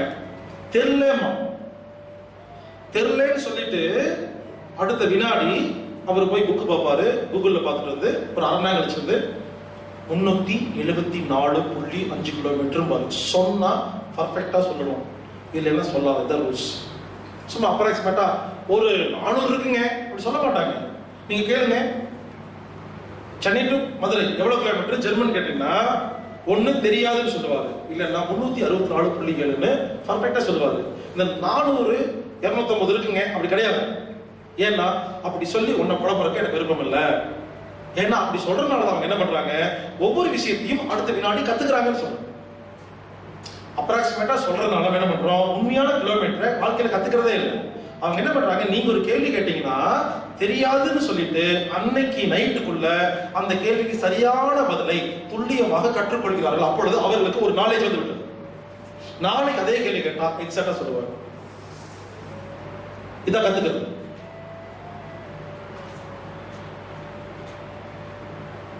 என்ன கேள்வி கேட்டாலும் தெரிஞ்சா பர்ஃபெக்டா பேசுவாங்க, இல்லைன்னா தெரியலட்டு போய் கத்துக்கிட்டு வருவாங்க. இதான் ரூல்ஸ். அப்ப என்ன ஆகும், 4 பேர் நம்மகிட்ட 4 கேள்வி கேட்கறாங்களா, தெரியாதுன்னு சொன்னா நீ கத்துக்கோமா, நிறைய நாலேஜ் வருமா. நான் எனக்கு ஏன் நிறைய நாலேஜ் இருக்குன்னா, தெரியாதுங்கிற பதில மேடையில பேசுவேன், யூடியூப்ல பேசுவேன், வெப்சைட்ல பேசுவேன். நீங்க பாருங்க, 1000 பேர் உட்கார்ந்துருப்பாங்க, ஒரு கேள்வி கேட்பாங்க, தெரியாது அப்படிமே. பொதுவாக யாருமே சொல்றது எனக்கு தெரியாதுங்கிற வார்த்தை யார் சொல்றாங்களோ அவங்களுக்கு அறிவு அதிகமா இருக்கும். நம்ம அவமானப்படுறோம். யோசிச்சு பாருங்க, மருத்துவத்தை பத்தி இவ்வளவு பேசிட்டு இருக்கும் போது நேற்று ஒரு மெயில் வருது, ஏதோ ஒரு நோய், என்ன நோயின்னு. நான் ஃபோன் பண்ணி காதில் வச்சோன்னே அவர் கேட்கறாரு, அந்த நோய்க்கு என்னங்க பதில்னு. நான் முதல் வார்த்தை, அந்த நோய்க்கு எனக்கு என்ன தெரியலங்க என்ன. அவர் கேட்கிறாரு, இது கூட தெரியலையா நீங்க. ஆமா தெரியல, என்ன தெரியல அவ்வளவுதான். இது கூட இல்லை, அதே தெரியல. தெரியாது சொன்னால நீங்க கத்துக்கிட்டலாம், சிம்பிள். இன்னொரு விஷயம், அங்க இருக்கிற எல்லாருமே புத்திசாலின்னு நம்புறாங்க. ஒருவேளை உங்ககிட்ட நான் கேட்கிறேன், சென்னை டு செங்கல்பட்டு எத்தனை கிலோமீட்டர்னு, நீங்க உடனே அது ஒரு 3000 இருக்குன்னு சொன்னா உடனே 3000 இவ்வளவு பக்கத்துல இருக்கு 3000 அப்படின்னு சொல்லி சிரிக்கலாம் மாட்டாங்க. அடுத்த வினாடி நல்லா கேட்டுங்க, பிஹேவியர் எப்படின்னு. ஓ அப்படியா, 3000 எப்படி சொல்றீங்க. அடுத்த கேள்வி, நீங்க ஏன் 3000 சொல்றீங்கன்னு இன்னொரு கேள்வி கேட்பாங்க. அவர் சொல்லுவார் அடுத்த பதில், என் ஃப்ரெண்டு சொன்னான். அப்ப என்ன புரிஞ்சுக்குவாங்கன்னா, ஓ என் ஃப்ரெண்டு தப்பா சொல்லி கொடுத்துருக்காங்கன்னு புரிஞ்சுக்குவாங்க. புரிஞ்சுட்டு அதுக்கப்புறம் முதல்ல இல்லைங்க நான் வந்து இந்த மாதிரி நான் படித்தேன், நான் ஒரு படித்த இடத்துல 168 இருக்குது, நீங்கள் ரெஃபர் பண்ணுங்கன்னு மரியாதையாக சரி பண்ணுவாங்களே தவிர திட்ட மாட்டாங்க, அவமானப்படுத்த மாட்டாங்க, சிரிக்க மாட்டாங்க. அவர் ஏன் 3000 சொன்னாருன்னு இந்த கேள்விக்கு இந்த மாதிரி ஒரு பதில் இருக்கா, இவர் எப்படி கத்துக்கிட்டாருன்னு அதை யோசிப்பாங்க. உதாரணத்துக்கு நான் வந்து யூடியூப்ல பேசுறேன், இதுக்கெல்லாம் காரணம் இலுமினாட்டிகள்னு. உடனே பல பேர் எனக்கு ஃபோன் பண்ணி தெரியாத விஷயத்தை ஏன் பேசிட்டு இருக்க, அப்படியெல்லாம் கிடையாது, நான் நம்ப மாட்டேன், நீ நம்ப மாட்டேங்கிறது உன் பிரச்சனை, எனக்கு புரிஞ்சு போச்சு. அப்போ ஒருத்தர் சொல்றான்னா இதே ஜெர்மனா இருந்தா அவங்க என்ன பண்ணுவாங்கன்னா இலுமினாட்டி வந்து ஆராய்ச்சி பண்ண ஆரம்பிச்சிருவாங்க. என்கிட்ட சண்டை போட்டு இருக்க மாட்டாங்க, என்கிட்ட பேசிட்டு இருக்க மாட்டாங்க, என்கிட்ட வந்து சண்டை பிடிக்க மாட்டாங்க. அந்த வார்த்தைக்கான உண்மையான அர்த்தத்தை அவர்கள் தேடுவார்கள், கண்டுபிடிச்சு கிளியர் பண்ணி அவங்க மாஸ்டர் பண்ணிட்டு அப்புறம் வந்து நீ சொல்றது தப்புன்னு அப்புறம் தான் பேச வருவாங்க. எடுத்த உடனே வர மாட்டாங்க போர்ஸா. நாலேஜ் அப்படிதான் இருக்கும். நான் ஒருத்தர்கிட்ட கேட்டேன், சும்மா ஜெர்மன்ல என்ன எவ்வளவு பாப்புலேஷன் அது தெரியாது, நான் பார்த்தேன், எனக்கு புரியல, முதல்ல போயிட்டாரு. ஒரு 10 நிமிஷம் வச்சு வந்து பேப்பர்ல எக்ஸாக்டா எழுதி கொடுக்குறாரு, இதாங்க அப்படிங்கிறாரு. தெரியாதுன்னு சொன்னார்ல, 10 நிமிஷத்துல அவர் போய் கூகுள்ல எங்கேயோ படிச்சு கிடிச்சு வந்து சொல்லிட்டு போறாரு. அப்ப அவருக்கு நாலேஜ் கிடைச்சிருச்சு, எனக்கு நாலேஜ் கிடைச்சிருச்சு. சோ தெரியாதுன்னு சொல்றதில்ல, உடனே அந்த விஷயத்தை கற்றுக்கொள்கிறார்கள். மற்றவர்களை குறை சொல்வதை விட்டுவிட்டு இவர்கள் கற்றுக்கொள்வதையே பெருமையாக நினைக்கிறார்கள். 2-3 முறை தெரியாத விஷயத்தை வளர்னீங்கன்னா ஃபர்ஸ்ட் டைம் விட்டுருவாங்க, செகண்ட் விட்டுருவாங்க, திரும்ப திரும்ப பொய் சொன்னீங்கன்னா உங்களுக்கு முத்திர குத்திடுவாங்க, இது லூசு அப்படின்னு ஒரு இடத்துல பேச மாட்டாங்க. ஏன்னா யாரு சொன்னாலும் உண்மை நம்புற ஆளுங்க, அவங்ககிட்ட போய் 4 முறை பொய் சொன்னீங்கன்னா மதிக்க மாட்டாங்க உங்களை. இதை ஃபர்ஸ்ட் டைம்னா விட்டுருவாங்க, செகண்ட் டைம் விட்டுருவாங்க. அதனால ரொம்ப கேர்ஃபுல்லா இருக்கணும். தெரியலன்னா தெரியலன்னு சொல்லணும்.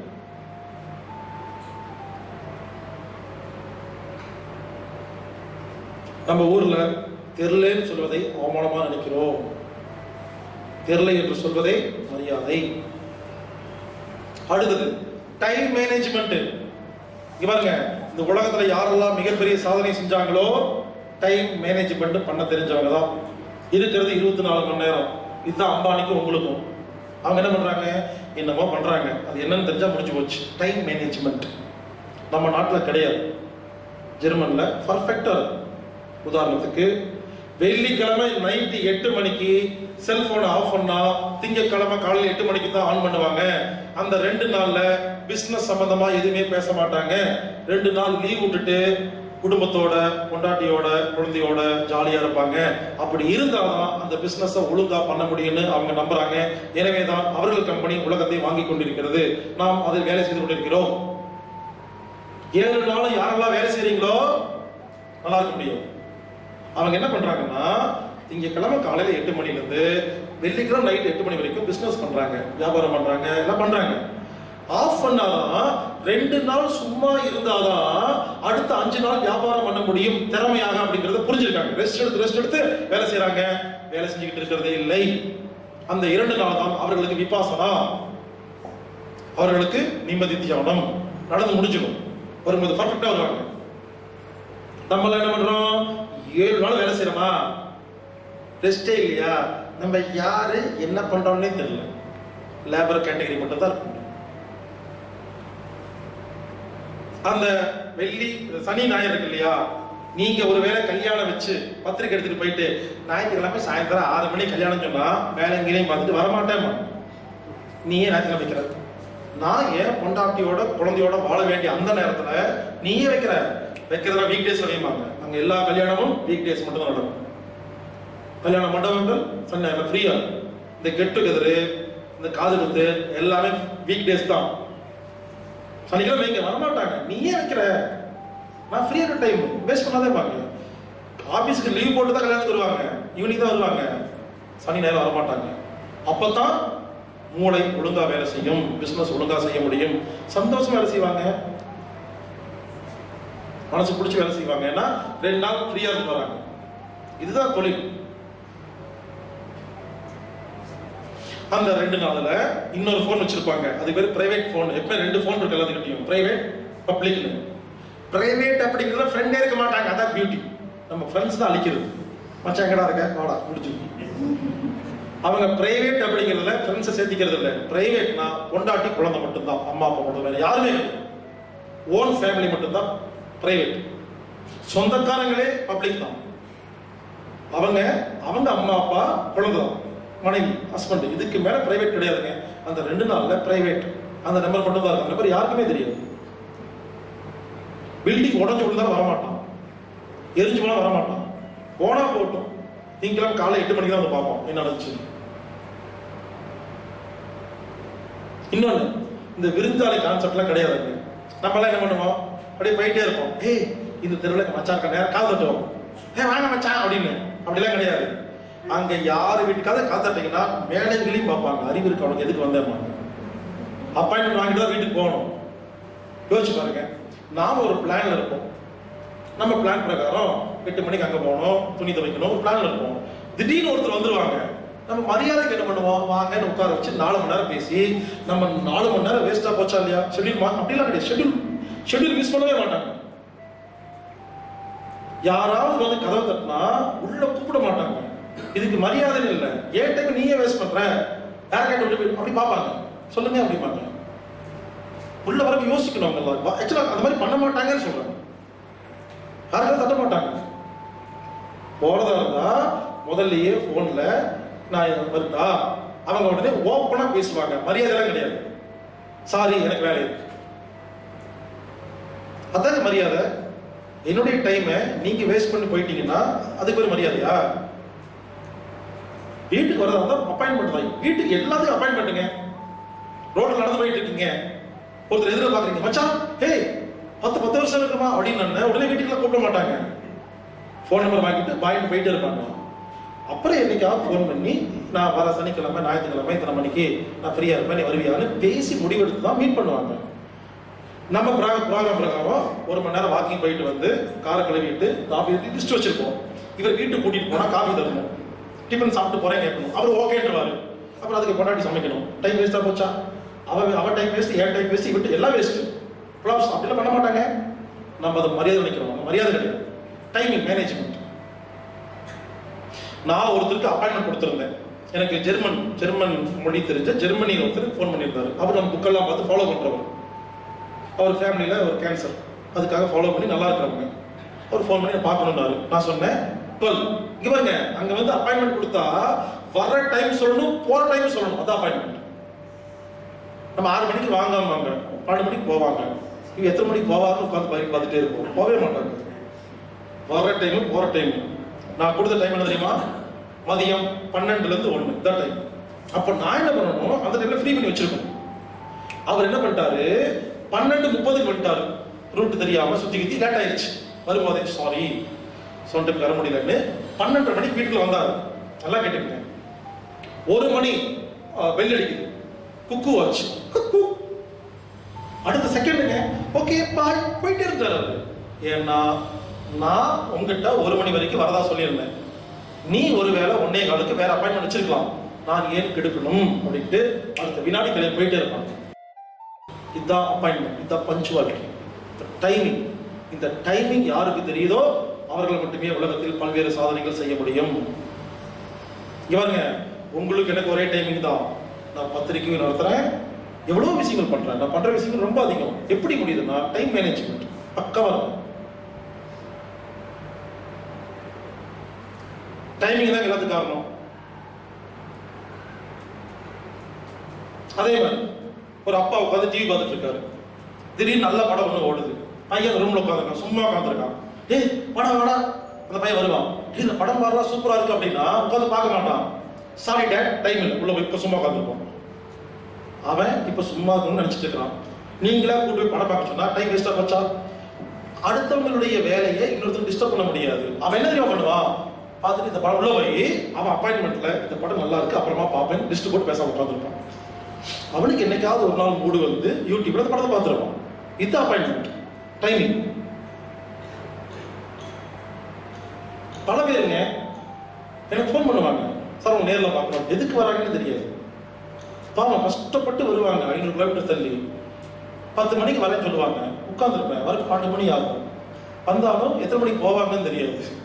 ஒரு நாள் ஃபுல்லாக வேஸ்ட் ஆகிடும் ஒருத்தர் பார்க்கறதுக்கு. என்னுடைய மொத்த வேலை கொலாப்ஸ் ஆகும். அவங்களுக்கும் தெரியல டைம் மேனேஜ்மெண்ட், ஸ்கூல்ல சொல்லிக் கொடுக்கல. ஸோ டைம் மேனேஜ் ஸ்கூல்ல சொல்லிக் கொடுத்தது. நான் ஒன்றும் அந்த மக்களை பத்தி பேசல. இந்த டைம் மேனேஜ் யார் சொல்லிக் கொடுத்தா? எஜுகேஷன்ல டைம் மேனேஜ்மெண்ட் இருக்கும். இருந்தா உலகத்தை நம்ம ஆளலாம், இல்லைன்னா வேலைக்கு தான் போயிட்டு இருக்கோம். எனவே டைம் மேனேஜ்மெண்ட்டை நான் உங்களுக்கு புரிய வைக்கிறதுக்காக ஜெர்மனி இழுத்துருக்கேன், அவ்வளவுதான். இன்னொரு முக்கியமான விஷயம், 1 மணி நேரம் வேலை செஞ்சா 3 நிமிஷம் ரெஸ்ட் எடுத்தே ஆகணுங்கிறது அங்க பள்ளிக்கூடத்தில் சொல்லி கொடுக்கப்பட்ட ஒரு கலை. ஒரு லேபரு எப்பேற்பட்ட ஆளா தான் சரி, 1 மணி நேரம் வேலை செய்யறாங்களா பார்ப்பாங்க, 3 நிமிஷம் ஒண்ணுமே பண்ணாம சும்மா உட்கார்ந்துருப்பாங்க. அப்பத்தான் அடுத்த 1 மணி நேரம் சிறப்பாக வேலை செய்ய முடியும் என்று பள்ளிக்கூடங்களில் கற்றுக் கொடுத்திருக்கிறார்கள். கார்ல ஒரு ஊர்ல இன்னொரு ஊருக்கு போறாங்க இல்லையா, 1 மணி நேரம் கார் ஓட்டினா கார் ஓரமா நிறுத்தி 3 நிமிஷம் அப்புறம் தான் கார் எடுப்பாங்க. இதான் டிரைவருடைய வேலை. வீட்டுல எந்த வேலை யாரு செஞ்சாலும் ஒவ்வொரு 1 மணி நேரத்துக்கு ஒருக்கா 3 நிமிஷம் கம்பல்சரி ரெஸ்ட் அப்படிங்கிறது அங்க தியரி. அதை எல்லாரும் ஃபாலோ பண்றதுனால மீண்டும் 1 மணி நேரத்தை சிறப்பாக வேலை செய்ய முடிகிறது.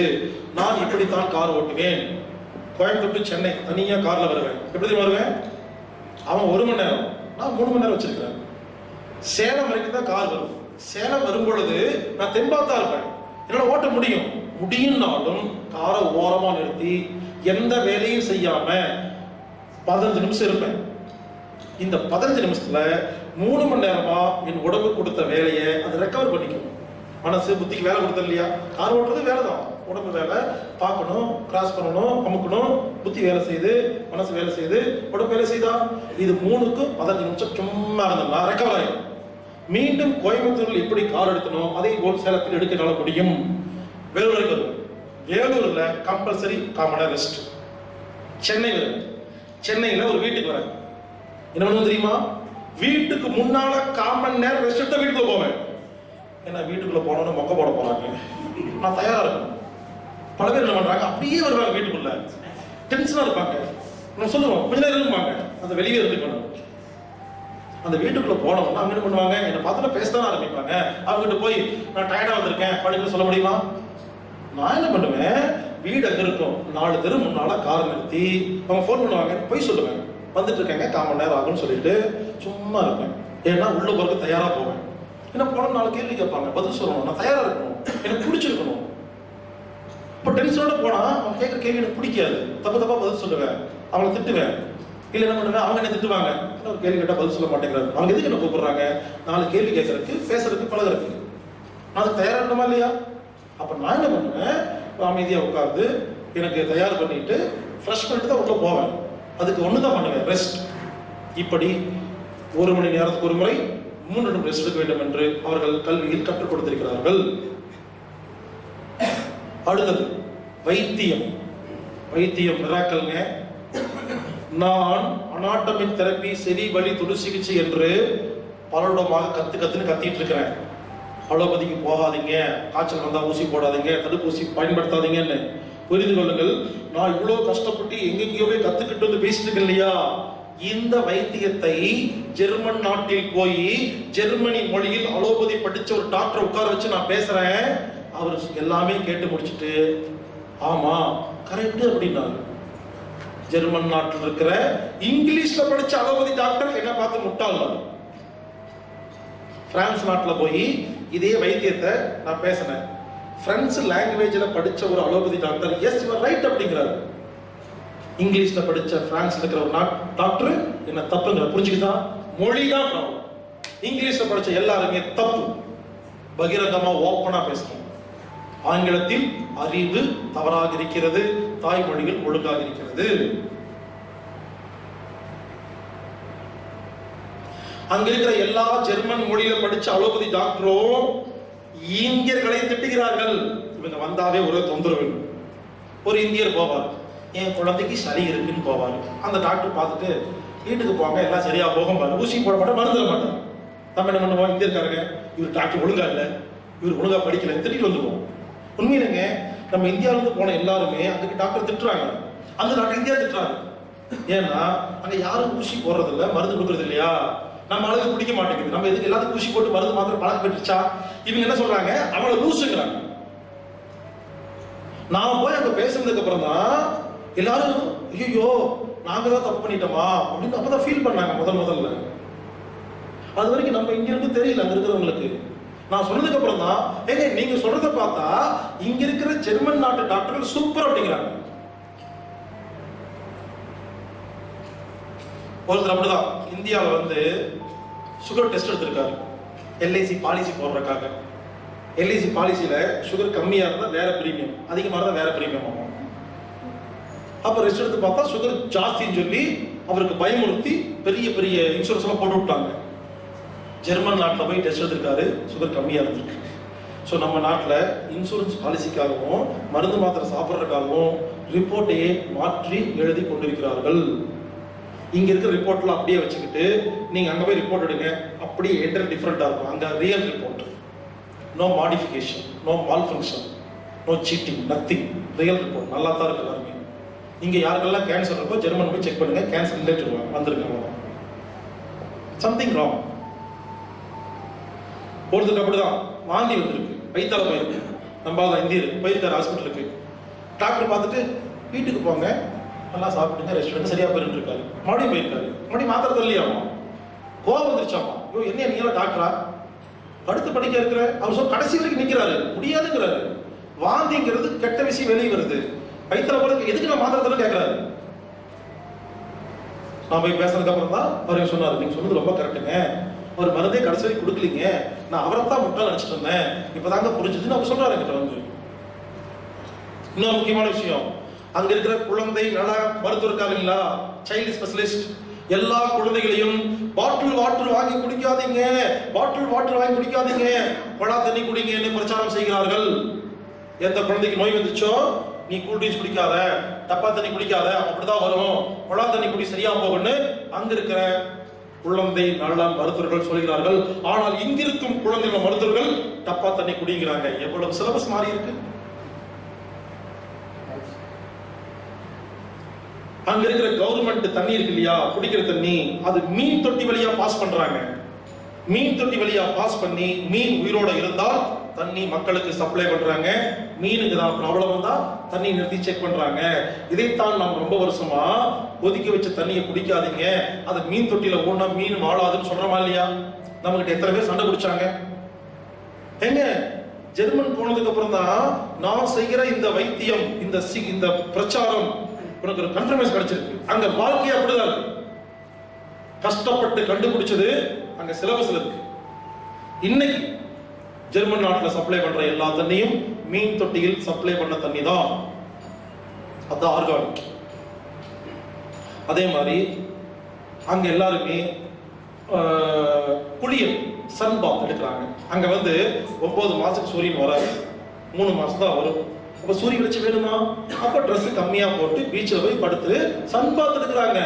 எடுத்தா தான் தைராய்டு குணமாகும், எடுத்தா தான் எலும்பு ஸ்ட்ராங்கா இருக்கும், உடம்பு ஆரோக்கியமா இருக்கும்.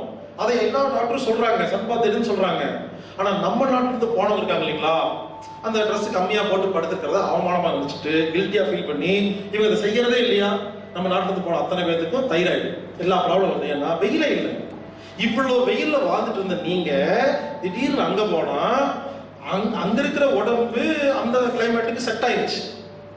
நமக்கு சூடு உடம்பு தானே, அப்ப அவங்களை விட நாம அதிகமா சன் பாத் எடுத்தா தான் உயிரை காப்பாற்றிக்க முடியும். எனவே யூரோப் கண்ட்ரியில் வாழும் நமது நாட்டை சேர்ந்தவர்கள் தயவு செய்து அந்த சன் பாத்தை அதிகமாக எடுங்கள், மற்றவங்களோட அதிகமாக எடுங்கள், அப்பதான் நல்லா இருக்க முடியும்.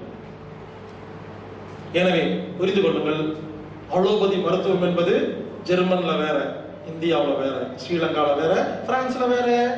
இதை கூட தெரியாத அலோபதி மருத்துவர்கள், அலோபதி டாக்டர்கள் அங்க அங்க சிஸ்டத்தை ஆராய்ச்சி பண்ண போகல, கூட்டிட்டு போவாங்க, ஒரு ஹோட்டல்ல தங்க வைப்பாங்க, ஒரு பவர் பாயிண்ட் வைப்பாங்க, புதுசா கண்டுபிடிச்ச ஊரை ஏமாத்திர மருந்து மாத்திரைகளை நல்லதுன்னு பேசுவாங்க, உட்காந்து கை தட்டிட்டு ஃபுல்லா சரக்கு கொடுப்பாங்க, நல்லா அடிச்சுட்டு சுத்தி பார்த்துட்டு வந்துருவாங்க. நான் சின்ன பையன், நானே 10 நாள் போய் இத்தனை விஷயத்தை யோசிச்சு பாருங்க. 10 நாள் எவ்வளவு ஆராய்ச்சி பண்ணிருக்கிறேன். ஆராய்ச்சி பண்ண வேண்டும் என்று நோக்கத்தில் போனால் ஆராய்ச்சி பண்ணுவாங்க, கான்ஃபரன்ஸுக்கு போயிட்டு வராங்க. எனவே அலோபதியை ஆங்கிலத்தில் படித்த மருத்துவர்கள் தவறாக இருக்கிறது. அலோபதியை பிரான்ஸ்ல படிச்சா நல்லா இருக்குது, ஜெர்மன்ல படிச்சா நல்லா இருக்கு. எந்த அலோபதி டாக்டராவது ஆங்கிலத்தில் படித்தவர்கள் என்னைக்காவது ஜெர்மன் நாட்டு மொழியில் படித்த ஆங்கில மக்கள் உட்கார்ந்து டிஸ்கஸ் பண்ணிருக்கீங்களா? போங்க டிஸ்கஸ் பண்ணுங்க, எல்லாமே புரியும்.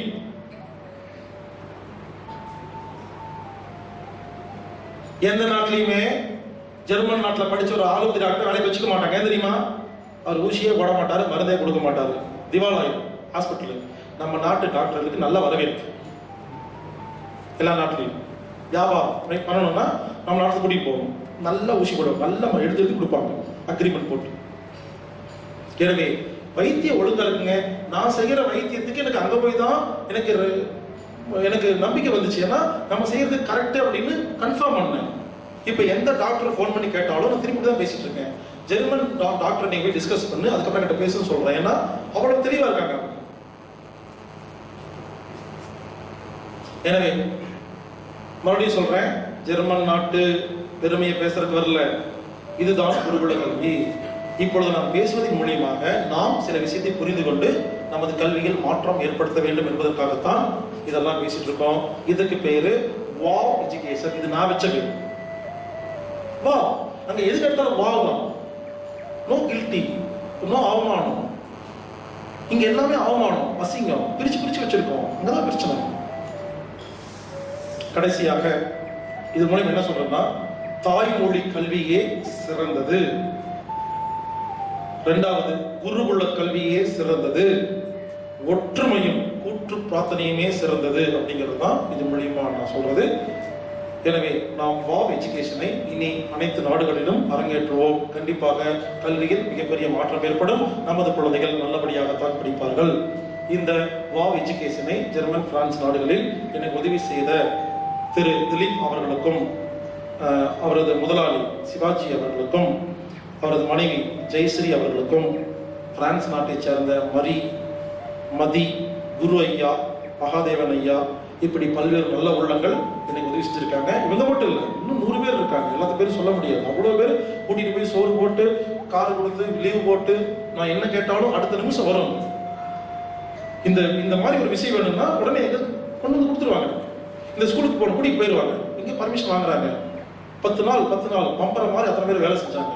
அருமையா ரொம்ப சப்போர்ட் பண்ணாங்க. அனைவருக்கும் நன்றி. அவர்களும் அவர் குடும்பமும் வாழ்க வளமுடன். மேலும் உங்களுக்கு இது சம்பந்தமான விளக்கமா, ஜெர்மன் நாட்டு கல்வி சம்பந்தமா வேணும்னா திலீப் சொன்னாங்க இல்லையா, மிஸ்டர் திலீப் குமார்னு, அவருடைய இமெயில் ஐடி கொடுக்குறேன். நான் சொன்னா உங்களுக்கு இல்லைன்னா அவருக்கு நீங்க மெயில் அனுப்பிச்சு என்ன சந்தேகம் இருந்தாலும் கேட்கலாம். அவர் கல்வியை ஆராய்ச்சி பண்ணி வச்சிருக்காரு. DILIP Dilip, DILIP Dilip @eurotextiles.de, DILIP Dilip EURO textiles TEXTILES. அவரது கம்பெனியில் வேலை செய்யறாரு. .de ஜெர்மனுக்கு DE தான். ஸோ இந்த மெயில் ஐடிக்கு நீங்க ஏதாவது சந்தேகம் இருந்தால் அவங்களை கேட்டு தெரிஞ்சுக்கலாம்.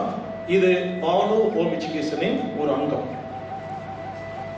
மேலும் விவரங்களுக்கு www.selfeducation@home.org அப்படிங்கிற வெப்சைட்டையும், சந்தேகம் இருந்தால் selfeducation@home@gmail.com என்ற இமெயில் மூலமாகவும், 8000667120 என்ற போன் நம்பர் மூலமாகவும், 8000667135 என்ற வாட்ஸ்அப் மூலமாகவும் எஜுகேஷன் சம்பந்தமாக நீங்க தொடர்பு கொள்ளலாம்.